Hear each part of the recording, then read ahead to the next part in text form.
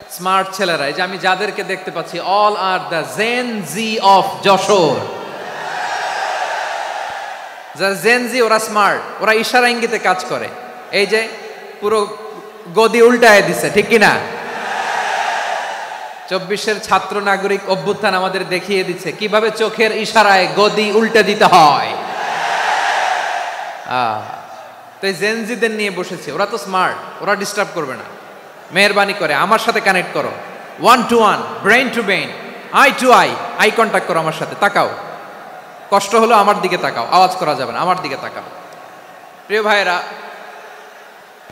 Human resource ডেভেলপমেন্টের ব্যাপারে কিছু কথা বলবো। এই যে আমাদের বিশাল জনসংখ্যা, এই জনসংখ্যাকে কি করে জনসম্পদে রূপান্তরিত করা যায় এ ব্যাপারে কথা বলবো। আমি সূরাতু বনী ইসরাইলের 70 নম্বর আয়াত তেলাওয়াত করেছি। এই আয়াতের আলোকে কিছু কথা আমি আপনাদের সামনে বলবো। আল্লাহ তাআলা ইরশাদ করছেন, ওয়ালাকাদ কাররামনা বনী আদম ওয়া হামালনাহুম ফিল বাররি ওয়াল বাহরি ওয়া রাযাকনাহুম মিনাত তাইয়্যিবাত ওয়া ফাদ্দালনাহুম আলা কাসীরিম মিম্মান খালাকনা তাফদীলা। পড়েন আল্লাহু আকবার। রব্বুল আলামিন বলেন, ওয়ালাকাদ কাররামনা বনী আদম, আমি বনী আদমকে সম্মানিত করেছি, বনী আদমকে মর্যাদা দিয়েছি। ওয়া হামালনাহুম ফিল বাররি ওয়াল বাহর, বনী আদমকে জলে স্থলে, স্থলে এবং সমুদ্রে চলাচলের বাহন দিয়েছি। ওয়া রাযাকনাহুম মিনাত তাইয়্যিবাত, তাদেরকে পবিত্র রিজিকের বন্দোবস্ত করেছি।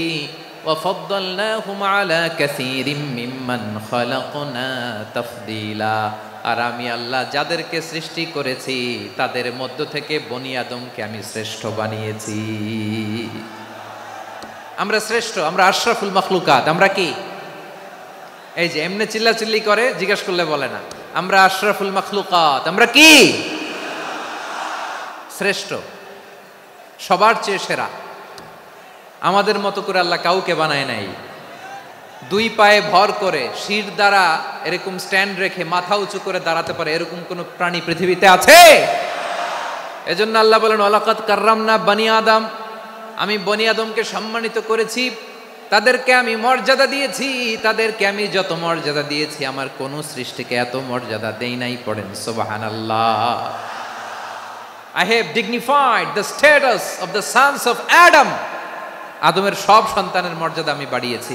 আল্লাহ এখানে বলেননি ওয়ালাকাদ কাররামনাল মুমিনিন, আমি মুমিনের মর্যাদা বাড়িয়েছি, বলেছেন? আল্লাহ এখানে বলেন নাই ওয়ালাকাদ কাররামনাল মুসলিমিন, আমি মুসলিমের মর্যাদা বাড়িয়েছি। আল্লাহ বলেছেন ওয়ালাকাদ কাররামনা বনী আদম, আমি বনী আদমের সম্মান বাড়িয়েছি। হোক সে মুমিন কিংবা কাফের, মুসলিম কিংবা মুশরিক, আস্তিক কিংবা নাস্তিক, আরব কিংবা অনারব, যেই হোক না কেন, আদম সন্তান সবগুলার মর্যাদা বাড়ায় দিয়েছে কে? সবার মর্যাদা আল্লাহ বাড়িয়েছে।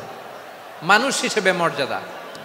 বিশ্বনবী সাল্লাল্লাহু আলাইহি ওয়াসাল্লাম ইহুদির লাশ দেখে দাঁড়িয়ে গেলেন। কার লাশ? আমার যশোরের ভাইয়েরা আওয়াজ করে বলুন, কার লাশ? ইহুদির লাশ দেখে দাঁড়ায় গেলেন। সাহাবারা বললেন, ইয়া রাসূলুল্লাহ, আপনি দাঁড়ালেন যে, এটা তো ইহুদির লাশ। বিশ্বনবী বললেন, আওয়ালাইসাত নাফসান, এটা কি মানুষ নয়? এটা হোক ইহুদি হোক খ্রিস্টান, এটা তো মানুষ।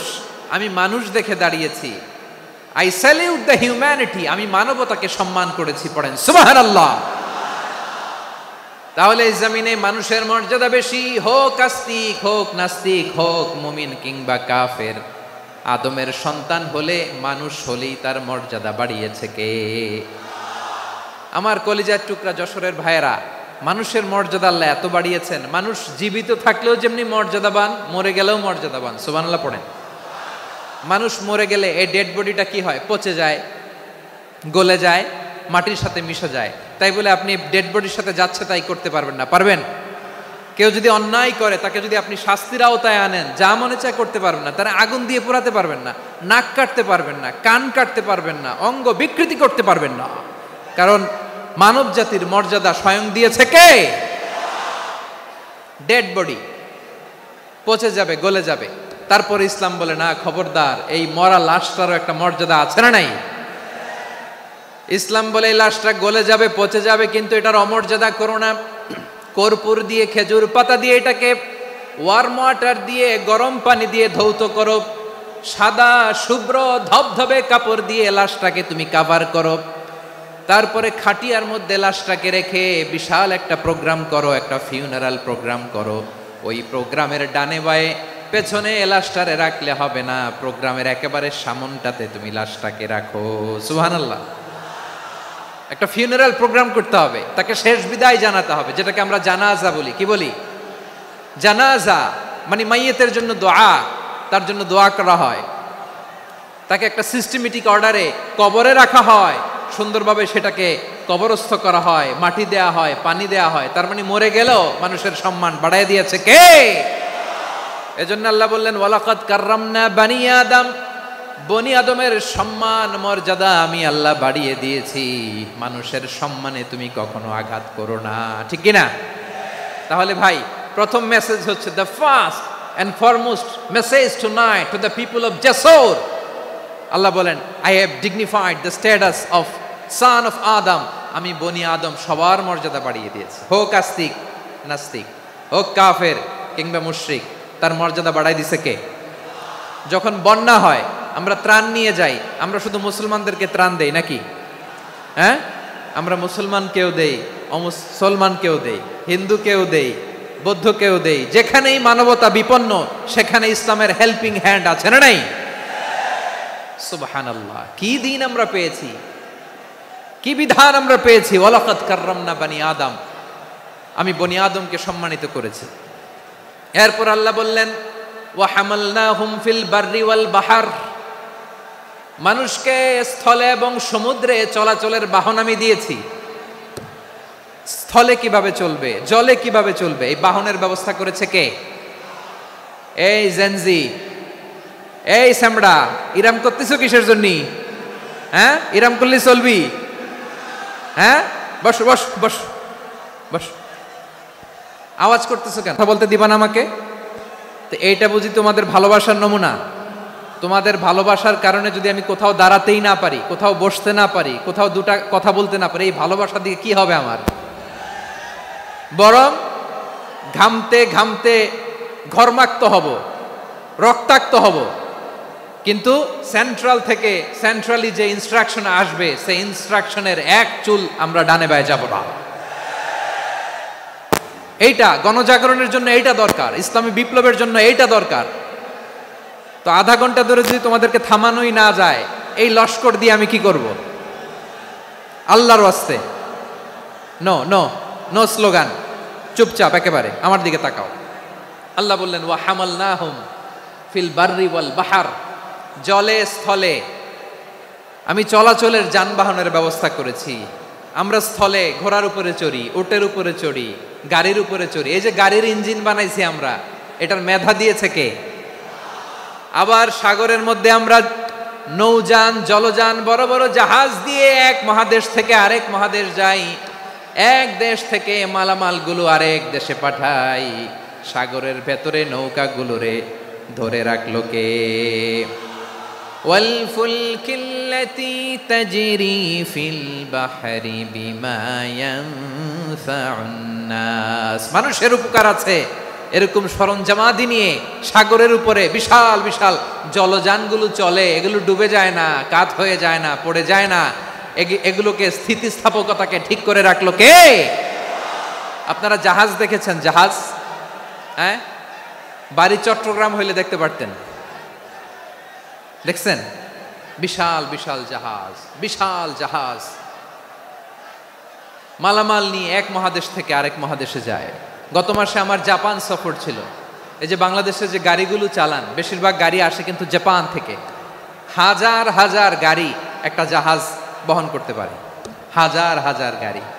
এটারে সাগরের মধ্যে ভাসাইলো কে? সবাই বলুন, ভাসালো কে? হাজার হাজার গাড়ি নিয়ে জাপানিজ গাড়িগুলো আমাদের চট্টগ্রামের এয়ারপোর্টের বন্দরে ভিড়ে।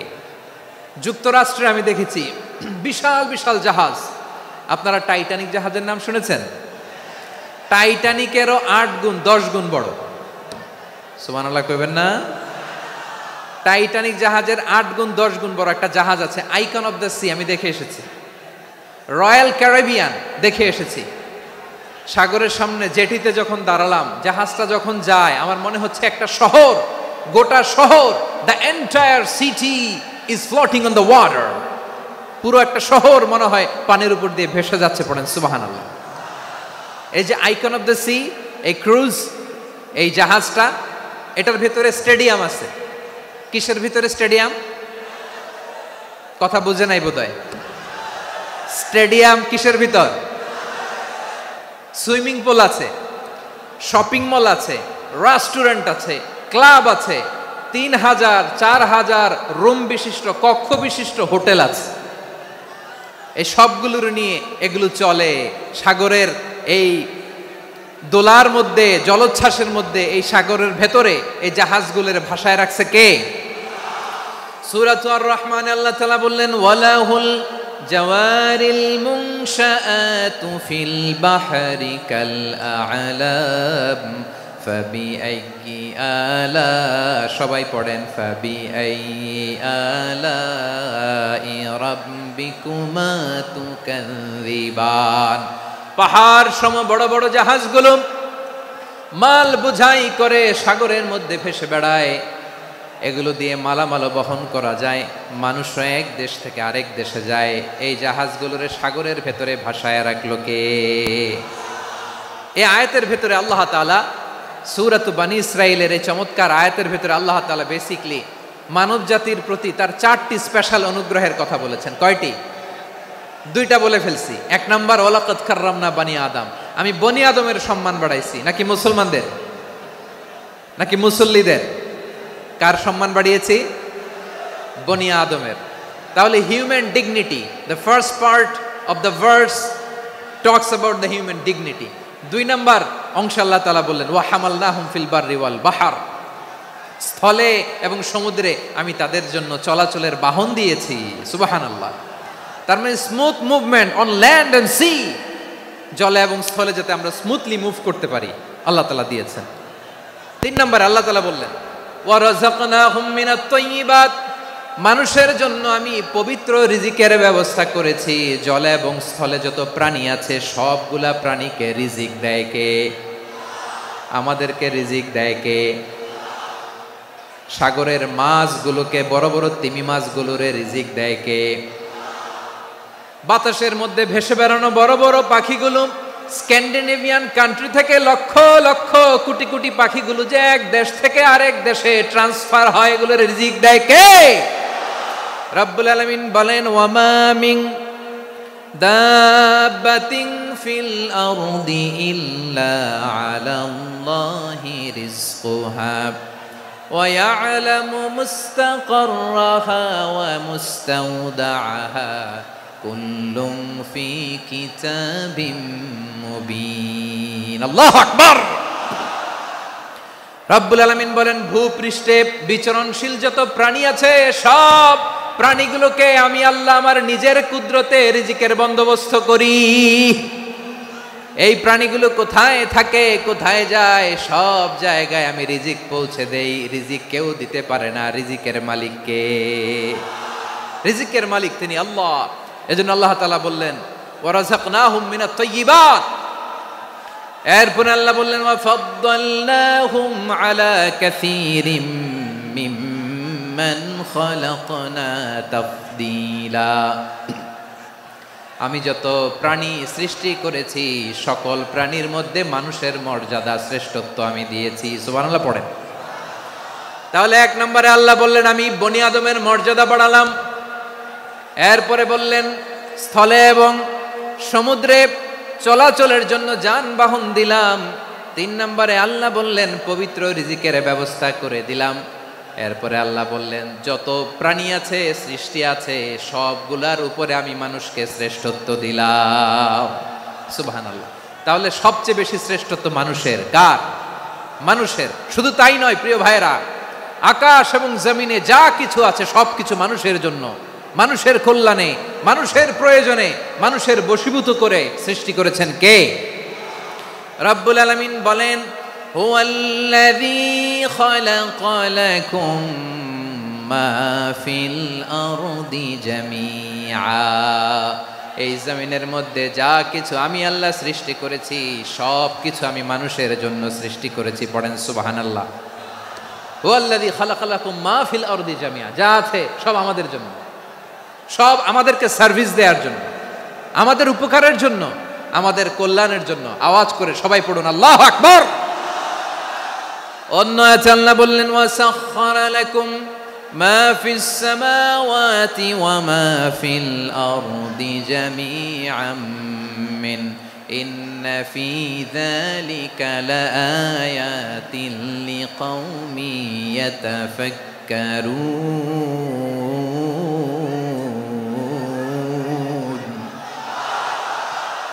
প্রথমে আয়াতে আল্লাহ বললেন জমিনে যা আছে সব তোমাদের কল্যাণে আমি সৃষ্টি করলাম। এরপরে আল্লাহ বললেন আকাশেও যা আছে সব তোমাদের জন্য সৃষ্টি করলাম, তোমাদের অনুগত বানায় দিলাম। পড়েন সুবহানাল্লাহ।